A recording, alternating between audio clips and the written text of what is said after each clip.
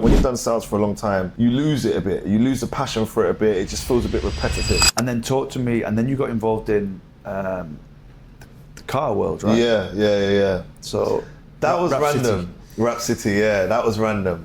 So you'd made good money from your own business, I take it? Yeah, Done really yeah. well from Yeah. 2012, successful. Exactly, yeah. So from 2012, when I got in the industry, I closed my first deal. Well, I opened my first account, which wasn't actually the closing of a deal, but that was pretty much like getting a. It was like tell a lie. It was a deal closed, but I didn't close it. So I was the opener on it, and then the closer had closed that deal. So that was in 2 weeks. So from there, I was like, okay, I can do this. But the way we structured it before was openers, closers, juniors, seniors. So you wasn't responsible for closing your deal. I didn't get to closing for about 18 months. Wow. Which turned out to be very beneficial because I was a junior for so long. I was over ready to go to senior by the time I'd gone. I was gagging for it because that's where the real money was. Like they were on 15% comms, we was on 5 and 3% on a redeal. So it was just a total different world. Like over there, it's APs and Richard Miles and stuff like that. Well, not at the time, it would have been Lamborghinis, whatever, but for us, it was like, date just in a nice suit. Do you know what I mean? So that was like the promised land. So yeah, to answer your question, done really well, I'd say, from 2012. Then got to the point where I started my own company. That's where it sort of jumped up, where I was doing even better because obviously I was leveraging from having brokers work for me. And then I got to a real woo-woo stage in my life where I was like, money's not real, and why do we focus so much on money? And it was just very much like, get rid of all my watches and get rid of all this stuff. I went to LA and I just came back like a different person. I was just like, no, I just want to find purpose. Did you do ayahuasca? No, I didn't, but you know what?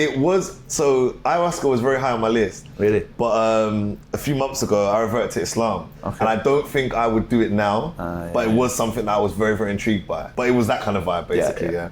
So I came back and then I was like, okay, I want to do something where it's more creative, branding, marketing, like a little bit more just fun.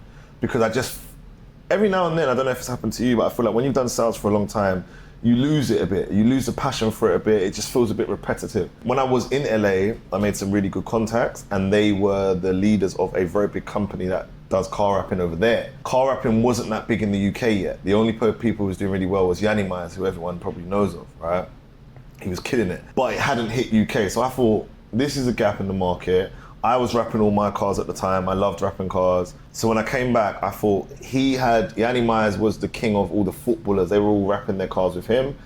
I knew a lot of the UK artists. So I thought, why don't I come back and just be the UK artist version of Yanni Myers? Which took off really well because of my network. Like we done like Stormzy, we done Krept Konan, we done like a lot of the UK rappers, but the margins just weren't enough for what I was used to. Like I looked at Yanni Myers and he was driving the Lamborghini and living the high life. But he had built up for so long, and I think I had, like grass is greener syndrome, where you look at shiny object syndrome, and I thought, this must be something I could just do like that. And I realized that it could be done, but it wouldn't make the money I wanted and was used to.